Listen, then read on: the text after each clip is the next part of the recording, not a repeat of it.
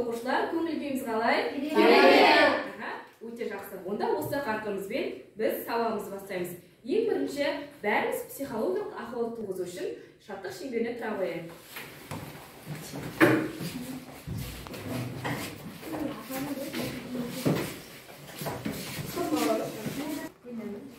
Оқушылар, қазір біз көңілді бейімдеген психологиялық ахуалды бастайтын боламыз. Бәріміз бір-бірден қимыл жасап шығамыз. Түсінікті ме?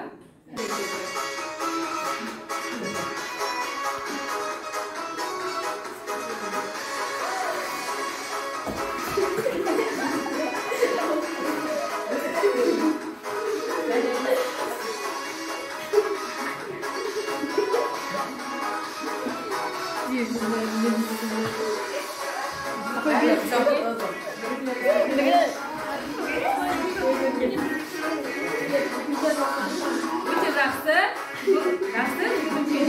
Сабағымызды бастаймыз. Ал жақсы оқушылар, сергіп алдық, психологиялық ахуалға тойды. Ал енді үй тапсырмасына кезек берейік. Алдыңғы сабақта біз қандай тақырыппен таныстық? Музыка танымының түрлері.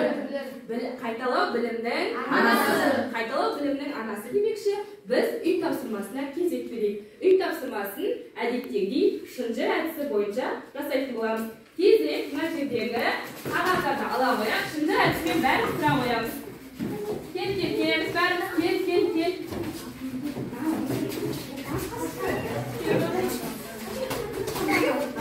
Орын бар деп ал, үлгермей алып па?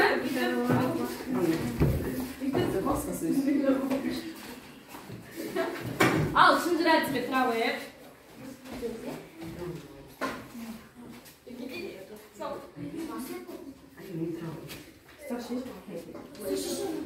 Ал, шынжыр әдісімен тұрдық, оқиық. Электронды музыка, электр гитаралары, бас және барабандармен орындалатын қатты дыбысталатын музыка және орындаушының дауысында қырыл байқалады. Дұрыс па?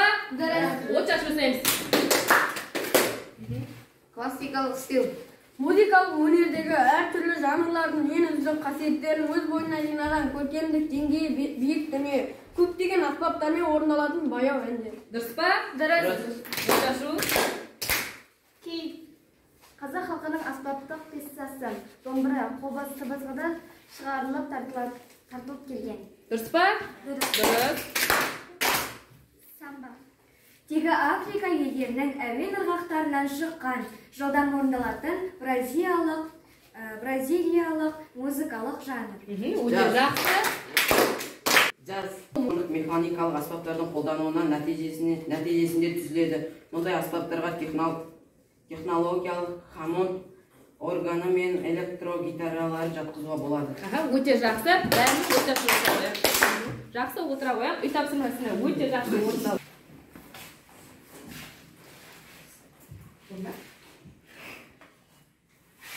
Ал енді біз жаңа тақырыбымызды өтпестен бұрын тыңда тауып көр әдісі арқылы жаңа тақырыбымызды табатын боламыз. Қане бәріміз назар салып тыңдайық. Оқушылар, мен сіздерге қазір музыка жіберетін болам. Сол музыканың қандай аспап түрмен орындалып тұрғанын ажырататын боламыз. Түсіндіңіз ме? Домбыра. Қандай күй бізде? Қандай күй.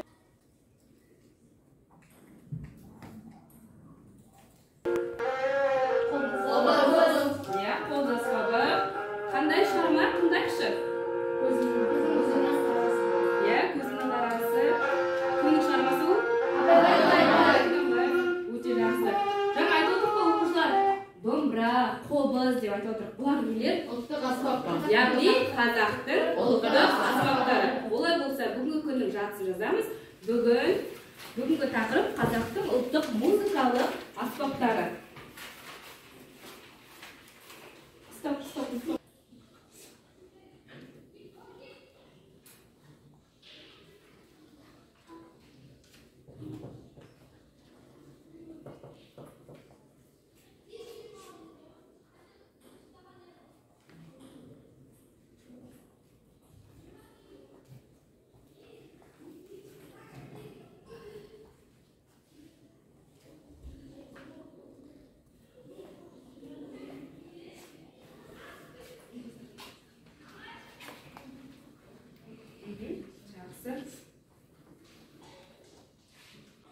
иә, қаламдарыңызды көтеріп отырғандарыңызға қарағанда бәріңіз болған сияқтысыздар. Ендеше болса тақырыптың бүгінгі күннің мақсатымен танысайық.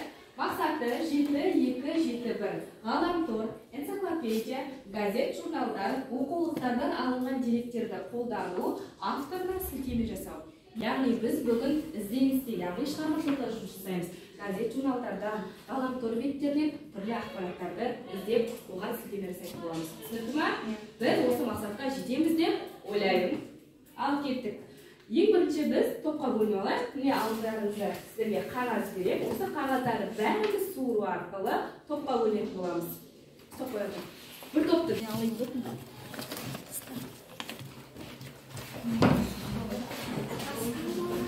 Оқушылар алған қиынды қағаздардан қазақтың ұлттық музыкалық аспаптары шығады. Бәріміз топтасып, музыкалық аспапты құрастырып отыра қоямыз. Ал қарсылай.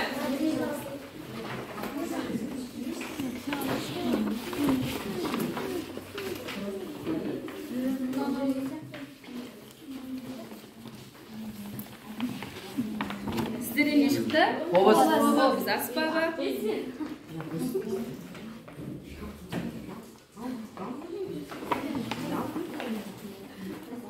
Сіздерде қандай аспап бұл? Домбыра. Иә, қазақтың ұлттық аспабы домбыра.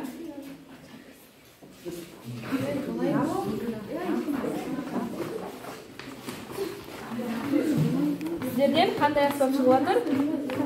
Састырнай.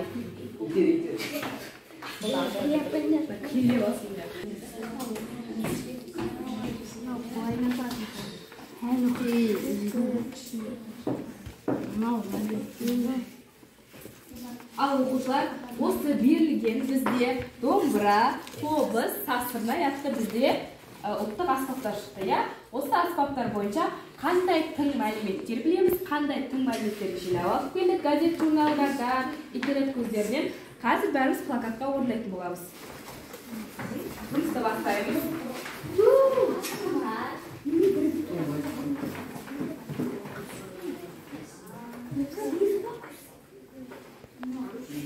Оқушылар, дайынбыз ба топтау жұмысымызда? Бастаймыз сізде. Састырнай тобы жақсы. Өте жақсы болған. Қалған топтар жұмысты доғарып, бәріміз назар аударамыз. Шыққан топқа. Састырнай үрмелі аспап. Састырнай ысқырып ойналатын клеталар тобына жатады. Кейбір састырнайлардың ысқырғыш тетігі болмайды. Састырнайға ұқсас Састырнай үрмелі аспап. Састырнай ысқырып ойналатын флейталар тобына жатады. Кейбір састырнайлардың ысқырғыш тетігі болмайды. Састырнай секілді аспаптар көптеген халықтарда кездескен. Оның пішіні және аты өз тілдерінде айтылған. Састырнай сопақша пішінде келеді. Састырнайдың үлкендігі, састырнайдың көлемі қаздың жұмыртқасындай болады. Састырнайды сазбалшықтан жасайды. Састырнайды елеп болғаннан кейін кептірген соң оған ойықтар салып, оюлармен әсемдейді. Бұл аспапты кішкентай балалар мен жасөспірім адамдар ойнайды. Оны ермек үшін пайдаланады. Бұл аспаппен түрлі дыбыстар шығаруға болады. Табиғаттың, құстардың тағы да басқа.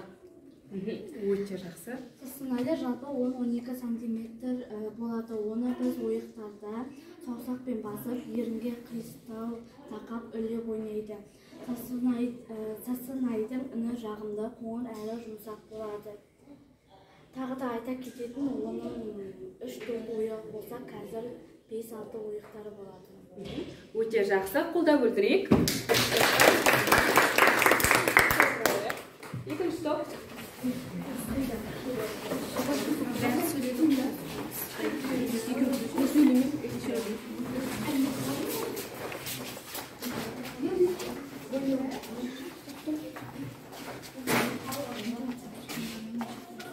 Қобыз тобы. Қобыз Қорқыт ата заманынан келе жатырған киелі аспаптар қатарында. Қарағайдың түбінен қайырып алған, үйеңкінің түбінен үйіріп алынған. Бұл киелі аспапты, яғни қобызды қазақ халқының киелі тұтынуының да себебі бар. Және де бұл қобыз аспабын шығарған адамның Қорқыт атамызбен тікелей байланысы бар. Қобыз арқылы адамның дауысын, және де аққудың қиқуын, қасқырдың ұлуын, жел мен судың дауысын бере алады. Қобыз көнеден келе жатырған қазақ халқының киелі аспабы. Скрипка аспабының атасы, қобыздың арғы тегі садақтан алынғаны беймәлім. Қобыз ысқысы бар және де шекті аспаптарға жатады. Ол табиғаттың үндерін айқын орындап бере алады. Қобыз бүтеу ағаштан ойып жасалады, немесе мойны бөлек, шанағы бөлек жасалып құрастырылады. Шанақтың жоғары жағы жарты шар түрінде, төменгі жағы сүйірленіп ойылады. Қобыз бетіне керілетін теріге түйе, сиыр және әртүрлі жабайы аң терілері пайдаланылады. Қобыз бас, кеуде, аяқ деген 3 бөліктен тұрады. 2 ішегі жылқы қолынан тартылады. Қандай сайттан, қандай жерден мәліметтерді алдық, сілтеме жасай. Біз ғаламтор арқылы және кітаптардан, газеттерден әртүрлі деректер алып Өте жақсы, қолда білдірейік. Келе ойды.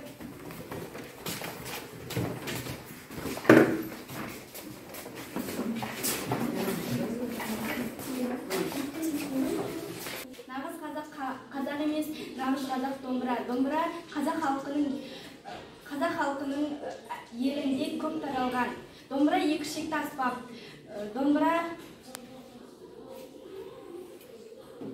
Домбыра қазақ елінде өзінің орнын алған. Домбыраны халқымыз ерекше сыйлап, оны төрге қойған.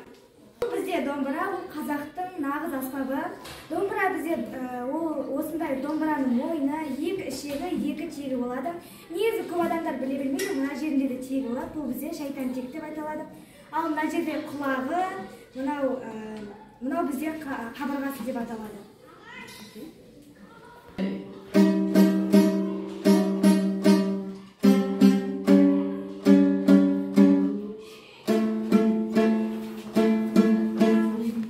Өте жақсы, үшінші топқа қолдауымызды білдірейік. Жұмысымызға компьютеріміздің не айтатынын қарап көрейік.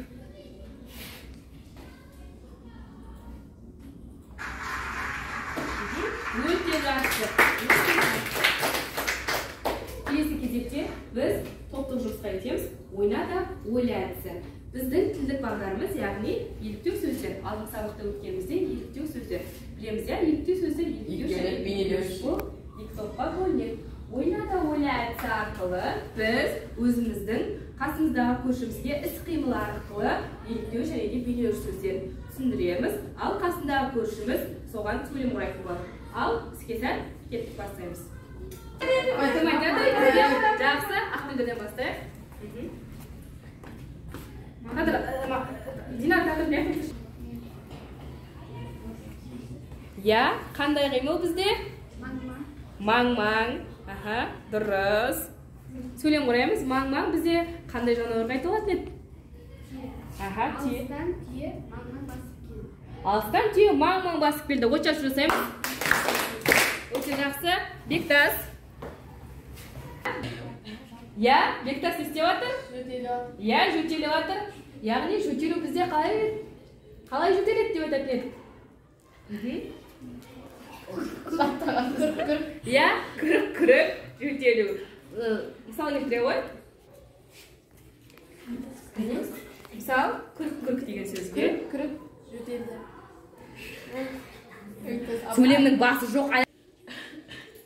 Бектас не істеп жатыр бізде? Жөтелу де бізде қандай еліктеу сөз қолданатын еді? Күрік. Ал енді осы сөзге мысал келтіре ғой. Бектас күрік жөтелді. Бектас күрік жөтелді. Өте жақсы.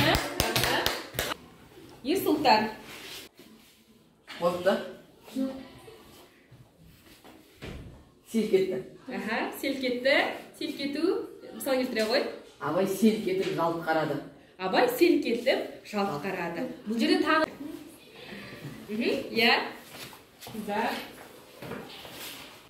Жанына қарау. Жанына қарау бізде бірден қарау. Жалт қарау. Жалт қарады. Жалт қарады. Мысал. Аяру артына жалт қарады. Аяру артына жалт қарады. Жақсы. Тағы бізде? Я? Я? Не, қандай күлкі бұл бізде? Мұрс емес қой. Мұрс болса олай болмайды. Бізде қандай күлкі тұр? Қарқ күлді. Я, қарқ күлді. Мысалы келтіре ғой? Қарқ күлді. Тәңір берген қарқ етіп күлді. Жақсы. Ал біздің ойнада ойна әдісімізге компьютеріміздің бағасына зер салайық. Бізді көрсетер ме екен? Өте жақсы. Ал енді бізде оқушыларға және топтарға мен кіші пункттан тарататын боламын. Топтың жұмысқа және де мынау бізде ойнада ойна әдісіне. Ойнада ойна әдісіне, топтың жұмысқа. Ойнада ойна әдісіне және де топтың жұмысқа. Ал кеттік әлемізді. Бәріміз серік алайық, кішкене шашырымыз тапсырмалы өтеді. Бәріміз круг болып, киблет болып тұра қояйық. Тұра қояйық.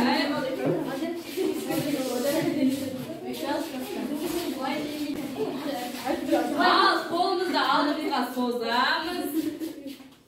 Иыққа жетті ма бәріміздікі? Ал бәріміздің иығымызға массаж жасаймыз.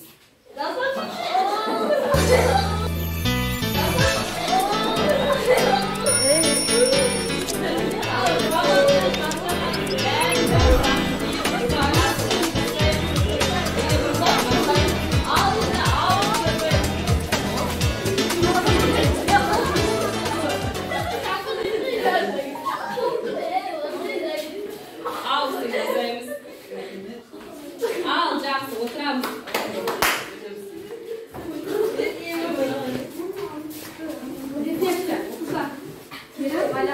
Бүгінгі сабақтан не түсіндік?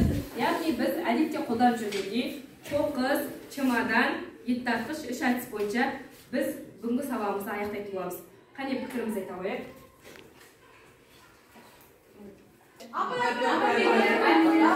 Қане бізде Назкин бастасын. Мен темадан таңдаймын, мен өзімен бірге еліктеу сөздерді алып кетемін. Өзімен бірге еліктеу сөздерді алып кетесің. Жақсы. Каусар.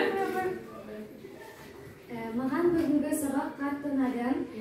Әсіресе әртүрлі ойындар ойнағанымыз өте қатты ұнады. Әрі бүгінгі сабақ өте қатты қызықты болды. Мен ет тартқышты таңдаймын.